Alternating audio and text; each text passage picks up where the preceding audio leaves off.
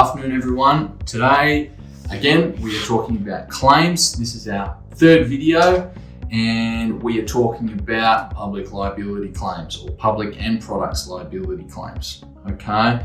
Now, what to remember on any claim that you make: act as if you're uninsured, never admit liability, mitigate potential further loss, stay calm.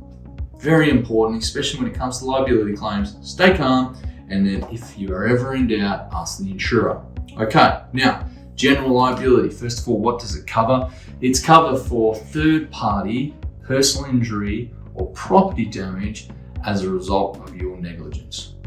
Great example, you go down to the shops, say you go down to Galleria, you go down to Mirrabooka shopping centre, you go to any major shopping centre, there is a property owner. That property owner will have public liability insurance, which will provide cover for anyone who trips and falls as a result of their negligence, which links in basically to the management of the property or maintenance of the property. Most of the time, that is going to be if, say, a brick has raised a little bit and someone has tripped over that brick and caused some sort of personal injury. So, when it comes to liability claims, common sense does prevail here.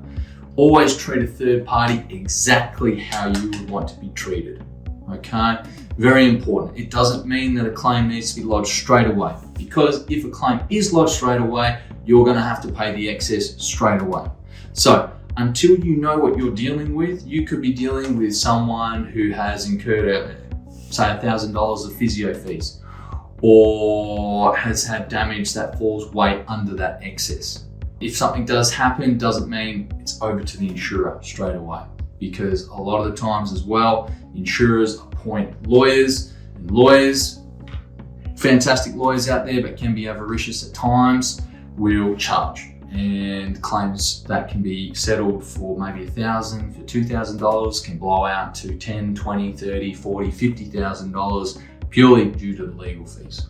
So get in touch with the third party. You need to, of course, do an incident report, of course, go through what happened and have an internal meeting to find out, hey, have we actually been negligent here? And then from there, speak to the third party. What exactly are they seeking? Most people are reasonable, and majority of the time they're just looking for any out-of-pocket expenses that have been incurred in relation to the matter, which of course can be settled directly by yourself. It doesn't have to be done by the insurer, especially if it falls under the excess.